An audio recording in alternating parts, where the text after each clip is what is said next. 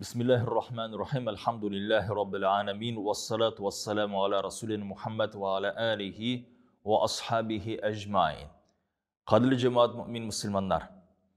Allah'tan rahmeti bilen biz Allah subhanahu wa ta'nın dini İslam'da ve Peygamber Muhammed Mustafa sallallahu aleyhi ve sellem ümmetinden.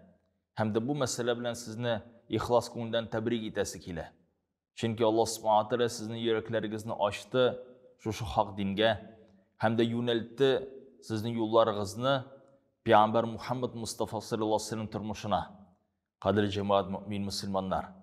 Elbette Allah subhanahu wa ta'lanın kelamı şerifi Kur'an-ı Kerim bizge bulup tura yoqti yol. Hem de şu yoqti yolunu anlatışı, aşışı bulup tura Peygamber Muhammed Mustafa sallallahu aleyhi ve sellem. Qaysı turunda Allah subhanahu wa ta'la bizge mahsus ayta İstaudu billah ya yuhannasu qad ja'akum maw'izatun min rabbikum ve şifan lima fi sudur ve huda ve rahmet lil mu'minin kul bi fadlillah ve bi rahmetihi fe bizalika felyafrahu huve hayru mimma yecma'un. Şınlıqta Allah subhanahu wa ta'lanın rahmeti bilen ya kişilik dünyası kildi Allah subhanahu wa ta'lanın vağazı Kur'an-ı Kerim hem de biligiz ol sizden yüreklerinizge bir şifa bolup tura. Andağı bulgan şekillenülerge nıq bilim hem de Allah'tan bir rahmeti. Qaysın biz özümüzge işlep almadık.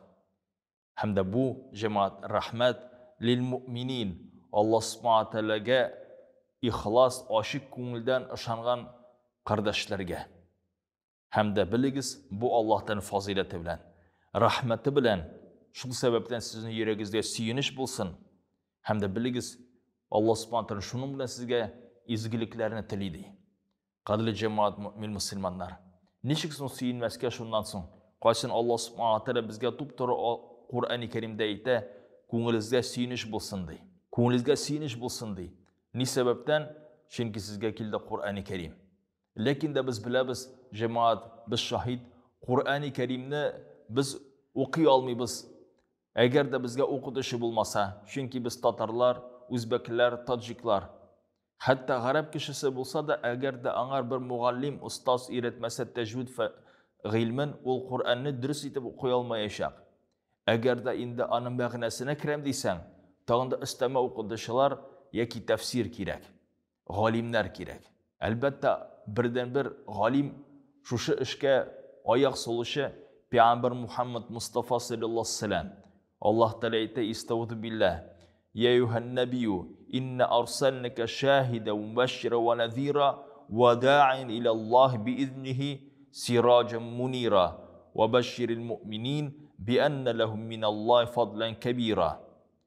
Ya Peygamber, Nebi, kimsin Nebi? Hem de Resul bilen ayırması. Nebi ol Allah'tan bir bilgilengen şahıs kişi qaysında iňe vahiy Allah Teala'dan haber. Rasul o şu kişi qaysı peygamberler türkümünden bilgilengen kişiler qaysıların vazifa koyuldu.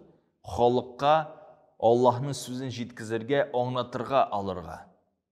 Hem de Allah subhanahu wa ta'ala iň birinçi itip Peygamber sallallahu aleyhi ve sellem'ni peygamber itip köre. Hem de anar ayta şınlıqta seni jiberdik. Vazifa koyduk sana. Şahit bulurga. Bizden gamberler bizge. Suyundinirge Müslümanların ve nezira kisetirge hatta kimşiliklerden ve da'iyen ilallah hem Allah'ın yoluna şakırga dey. Hem de ul yaktan cemaat Allah subhanahu wa ta'ala ana bizge asızlıklı Peygamber Muhammed Mustafa sallallahu aleyhi ve sellem işin uğruna jitkizdi. Hem de Allah'tan emri bilen o buldu siracın munira. O bizge yoqti nur jitkizuşi bulup tura. Yoqti nur. Vahini hem İslam dinin. Hem de Allah subhanahu wa ta'ala tamamlı nindi sözler bilen suyundir. Şu kişilerin qaysılarının yüreklerine iman kirdi, dinini kabul ettiler. Hem de Allah subhanahu wa ta'ala Allah'a zor fazilet ezilip koydu debetiler. Bu cemaat Peygamber sallallahu aleyhi ve sellem. İkinci ayetlerde Allah subhanahu wa ta'ala ayta وَمَا أَرْسَلْنَكَ إِلَّا رَحْمَةً لِلْعَالَمِينَ. Шушы галәмнәргә Алла Субхану Тәгалә сине Мухаммад Мустафа саллаллаху алейхи ва саллям җибәрде рәхмәт итеп, рәхимлек итеп. Аллаһ Тәгаләнең бер хәерле теләге без адашу юлында булмасак дип җәмәгать. Әлбәттә, Пәйгамбәр саллаллаху алейхи ва саллям безнең шикелле кеше булды. Ягъни ул туды, ул мархум булды. Ул иләнде, аның балалары булды. Анда булды шундый сыйфатлар бездә шикелле, аңар киенергә кирәк иде, аңар йокларга кирәк иде, аңар ашарга кирәк иде. Һәм дә ул безнең арабызда яшәде, безнең җәмгыятебездә. Кешелек дөньясына килгән авырлыкларны ул үзенең башы аша үткәрде. Тынычлык вакытлары да булды. Туганнарының атасының, анасының кочагында да, бабасының кочагында да яшәде. Шул ук вакытта ятим дә булды. Аның башындан узып китте берничә сугыш җәмәгать. Һәм дә фәкыйрлек, һәм дә байлыгы да булды. Җәмәгать фақат бер кешенең тормышында, Пәйгамбәр Мухаммад Мустафа саллаллаху алейхи ва саллям тормышында. Һәм дә карагыз, нинди хәлдә генә булмаса, ул Аллаһка карата тугры булып кала белде. Аллаһ Тәгаләгә шөкерле булды. Төнге намазларда ул сәҗдәләр һәм дә кыямнәрдә басып торган вакытта аяклары шешә иде. Һәм дә Айша анабыз аңар әйткән: "Я Расулуллах, синең бит инде хаталан гафу иләнде. Ни сәбәптән син үзеңне шул хәтлек җафалыйсың?" дигәч. Без бит инде гади хәлдә күбрәк гыйбадәт кылырга тырышабыз, хаталарыбызны каплар өчен. Шул вакытта Пәйгамбәр саллаллаху алейхи ва саллям Айша анабызга җавап кайтара: "Мин ди Аллаһ каршында шөкерле бәндәләрдән буласы килә" ди. Ягъни Аллаһка үзенең тануын белгертә, Аллаһка үзен тануын белгертә. Нинди рәхмәт белән Аллаһ аны нигъмәтләгән. Аллаһ та Пәйгамбәрне таный һәм дә аны зурлый. Әйтә: "Истәгъфиру биллаһ, инналлаһа ва малаикату юсаллуна алан-наби." Шуннакта Аллаһ һәм аның фәрештәләре барча Пәйгамбәр Мухаммад Мустафа саллаллаху алейхи ва саллям исемен зурлап дуа кылалар һәм дә сәламнәрне аңар телиләр. "Я юхаллазина аману." Карагыз, Аллаһ ничек әйтә: "Я иман китергән мөмин мусламаннар, саллу алейхи ва саллиму таслима." Һәм дә аның исеменә сәламнәрне, үзегезнең дуаларыгызны җиткезегез. Кадерле җәмәгать мөмин мусламаннар. Әгәр дә без Пәйгамбәр Мухаммад Мустафа саллаллаху алейхи ва саллям зурлыгын һәм дә әһәмиятен тормышыбызга нинди йогынты салганын белмәсәк, бу бушлыкны тутырга кирәк. Аның сирасын, тарихын өйрәнеп, фақат шәхес рәвешендә генә түгел, Пәйгамбәр рәвешендә. Без аның исеменә салаватлар укыйбыз. Аның исемен искә төшергән вакытта әйтәбез: "Аллаһумма салли ва саллим аля набийна Мухаммад." Һәм дә Пәйгамбәр саллаллаху алейхи ва саллям әйтә: "Сез ди булырсыз үзегезнең изгелегездән карак һәм дә саран, әгәр дә минем исемне искә төшергән вакытта сәлам һәм дә дуа белән кайтармасагыз" ди, салават белән. Шул сәбәптән без Мухаммад саллаллаху алейхи ва саллям дип әйтәбез. Ягъни сәламнәрне аңар җиткезәбез җәмәгать. Әгәр дә без аның пәйгамбәрлек шәхесе рәвешендә аның белән кызыксынмасак, бу безнең җәмәгать динебезнең, күңелебезнең фәкыйрлегеннән. Пәйгамбәр Мухаммад Мустафа саллаллаху алейхи ва саллям мөһим урын алмаган сәбәптән түгел, үзебез аның тормышына мөһимлек кертмәгән өчен һәм дә үзебездә күңел байлыгын тапмаган өчен. Пәйгамбәр Мухаммад Мустафа саллаллаху алейхи ва саллям безгә насихат итеп калдыра.